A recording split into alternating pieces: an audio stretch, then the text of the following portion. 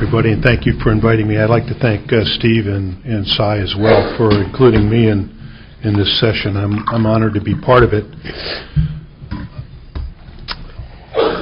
I have to confess some trepidation on my part, however, about these remarks and how they may be received.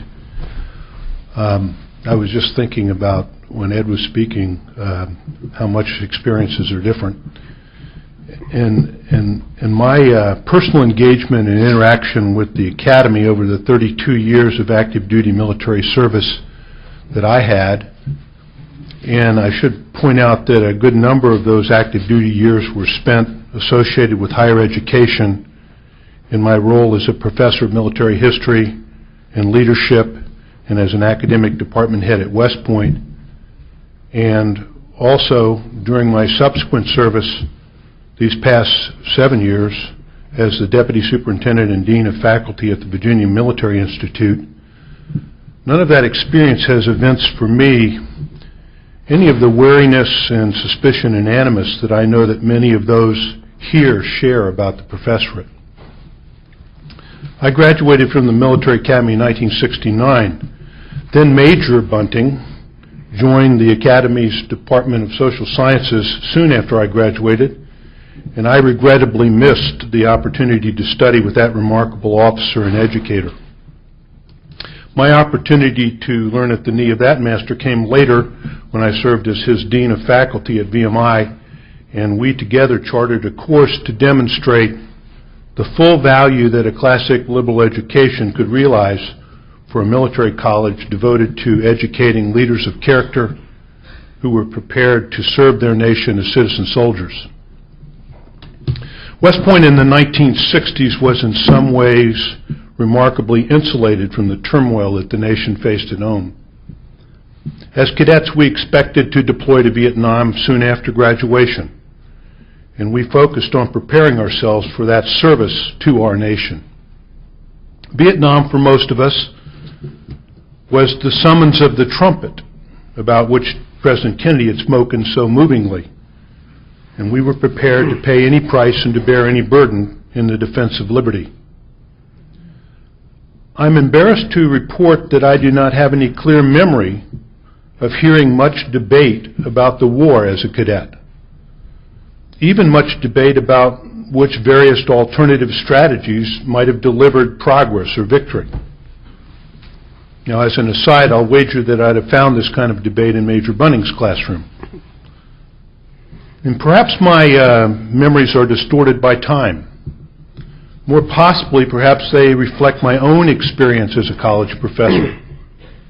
Now, in that role, after service in Vietnam and graduate study at the University of Virginia in the 1970s, I found myself again in a West Point classroom, this time teaching grand strategy in the 20th century, or America in Vietnam, or the history of the military art. My cadets at that time, I trust, found laid bare the unasked questions and were stimulated to formulate and ask their own questions, and to locate and weigh the evidence, and to approach problems by considering a variety of viewpoints, and therefore and thereby to make reasoned and ethical decisions on the basis of the evidence. In short, largely I think as a result of my own experience in graduate school, I found myself trying to help my cadets to achieve Walt Whitman's educational ideal laid out in Leaves of Grass. You shall not look through my eyes either, nor take things from me. You shall listen to all sides and filter them from yourself. Graduate school at Penn in the 1970s was riven by an anti-war sentiment, stirred by the death throes of a lost war, the disintegration of a loyal ally, North Vietnamese tanks in the streets of Saigon, and the Mayaguez debacle. As a young Army captain, I had the good fortune to be given by the Army the opportunity to study war and diplomacy at Penn with the likes of Mark Trachtenberg, Bruce Cooklick, Hillary Conroy, Bart Bernstein, and Richard Beeman in preparation for a teaching assignment at the West Point, on the West Point faculty. I quickly learned that these men, to these men, argument and interpretation were about evidence, about challenging and testing propositions, about, as Trachtenberg used to argue, following the evidence where it led you. I was aware of their respective political and philosophical and ideological outlooks, although they were hardly monolithic in any of those representations. But I soon recognized their honesty in debate and their openness to compellingly argued positions. My studies with them helped me to think more deeply and with more understanding about that most important of all human experiences, war. Those experiences helped me to be a better soldier and a better leader of soldiers. Penn provided me the best liberal education in the classical sense that I could have had. It shaped my way of approaching problems. It made me more demanding of myself. It helped me to want to be a college professor and to educate and to develop young men and women to serve their nation. It was the most stimulating and rewarding intellectual experience of my life. Now, this kind of interaction between America's military and the academy is an essential element of the nation's health. Victor Davis Hanson argues convincingly that, quote, a democratic citizenship requires knowledge of war, its complex nature, its consequences, and the honor and sacrifice that it represents. Soldiers surely think more about war and more deeply about war than any element of society, seeking to understand its essence and to control its impetuous inclination to move to its absolute. For us, war is a fact of international life. Soldiers understand that wars generally are to be avoided, but they further understand that war may also be far better than certain kinds of peace. As long as justice and injustice have not terminated their never-ending fight for ascendancy in the affairs of mankind, John Stuart Mill observed more than a century ago, human beings must be willing, when need is, to do battle for one against the other. And in the 20th century, Leon Trotsky put this imperative even more starkly: you may not be interested in war, but war is interested in you. I believe that America today possesses the most highly trained and best educated officer corps in our nation's history. The military ethos values education, both professional and civilian. Rare is the officer who rises to field grade rank and beyond without an advanced degree. Indeed, the most recent figures from the Defense Manpower Data Center revealed that 85% of all lieutenant colonels, 90% of all colonels, and virtually every general officer have earned advanced degrees. All of the service's war colleges offer fully accredited master's degree, and any in this audience who have attended or lectured at those institutions know of their rigor and educational value. Indeed, it is widely argued that the Naval War College's famed strategy and policy program stands convincingly beside the best of the nation's master's programs in security studies. The nation needs a highly educated and highly professional officer corps, one that is technically and tactically competent, and one possessing a creative and adaptive intelligence, because the challenges it faces in the warfare of the 21st century are daunting and elusive. Our officers also need to have a sophisticated understanding of the roots of anti-militarism in America and the all too casual disdain that history predicts that they will experience from both the general populace and the academy.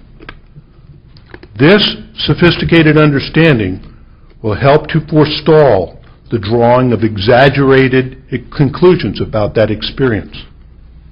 This generic animus towards the military derived in large part from fears that standing armies threaten individual liberties, and present in varying degrees across the broad American historical experience, is, as Robert Bateman has warned us or told us, a very old element of the American psyche.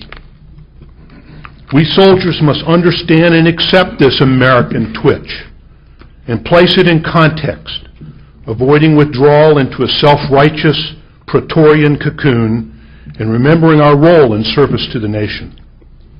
The nation is not aided if its military turns inward and isolates itself from the society and the citizens that it serves and defends. If American society and the academy, in this increasingly secular era, struggled to understand the professional military ethic of loyalty and order, purposefulness and austerity, hierarchy and courage, duty and honor, constitution and country, then it is the American military's duty to bridge that gap and not to withdraw or to kibitz from the sideline. Dwight David Eisenhower, the most accomplished American navigator of these dangerous civil-military waters in the 20th century, told Americans in 1957 that the nation required a strong military establishment with members of, quote, sufficient breadth of view to recognize and sustain appropriate relationships among the moral, intellectual, economic, and military facets of our strength.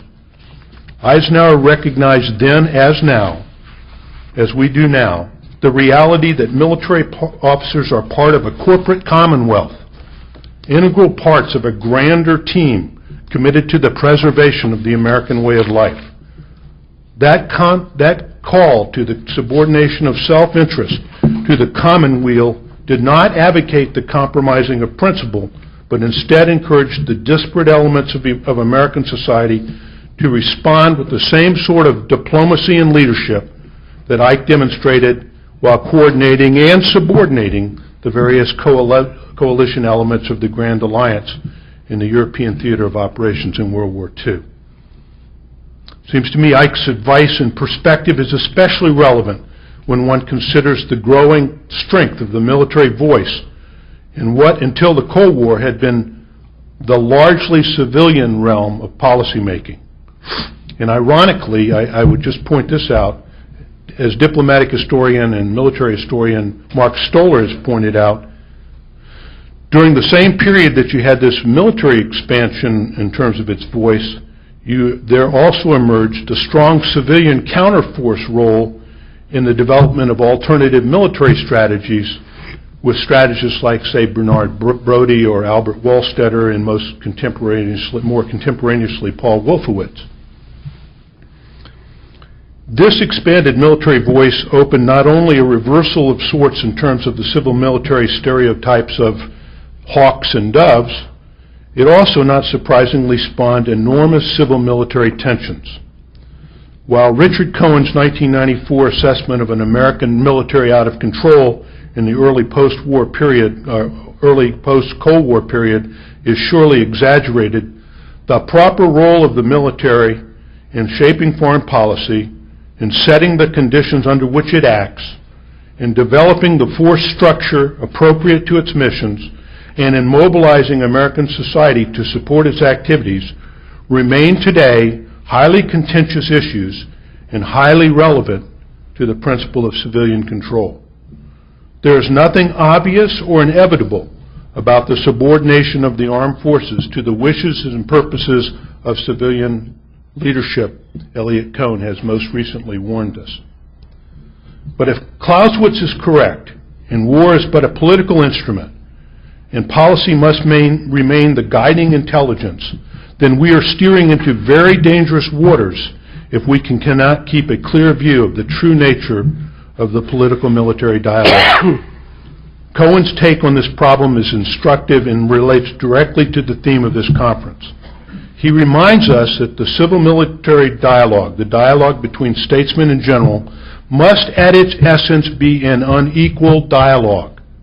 A dialogue, yes, in that both sides express their views bluntly, at times offensively, and not once but repeatedly, and unequal in that the final authority of the civilian leader must be unambiguous and unquestioned.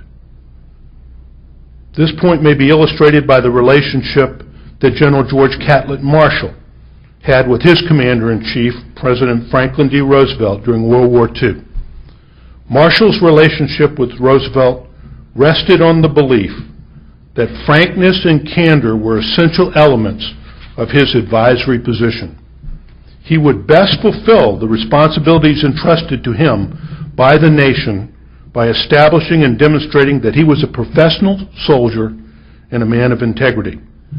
I never haggled with the president, he recalled later. I swallowed the little things so that I could go to bat for the big ones. I never handled a matter apologetically, and I was never contentious. For his part, Roosevelt deeply appreciated Marshall's abiding loyalty to the principle of civilian control.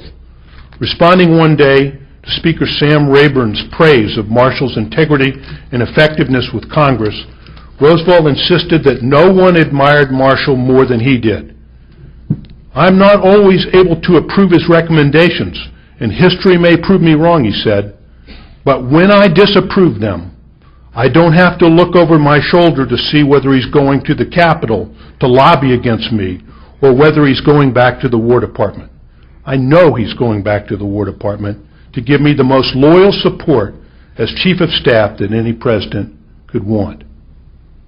Now here's where the missions of the military and the Academy become most congruent, where the Academy assists in equipping the military to express its views in the most cogent and effective manner, in adding a broader dimension to the central soldierly skill of the management of violence, to facilitating a more complete understanding of the nature of war. For it is in the burnishing of this incontrovertibly unequal dialogue that the nation is best served. So why my trepidation? It's really fairly simple. I've seen far too many examples of the transformational intellectual experience that civilian graduate schooling at the nation's best, most elite, and most liberal universities has provided a generation of officers that I've known, literally thousands over my 4 decades of experience, to be too worried about an impending divorce between the military and the academy. In my mind, the Trachtenbergs, the Kukleks, the Conroys, the Beamans, the Bernsteins, the Stollers, and the Cohns of the world, who are deeply committed to a liberal education that develops critical thinkers, remain very strongly representative of the true health of the Academy. Thank you.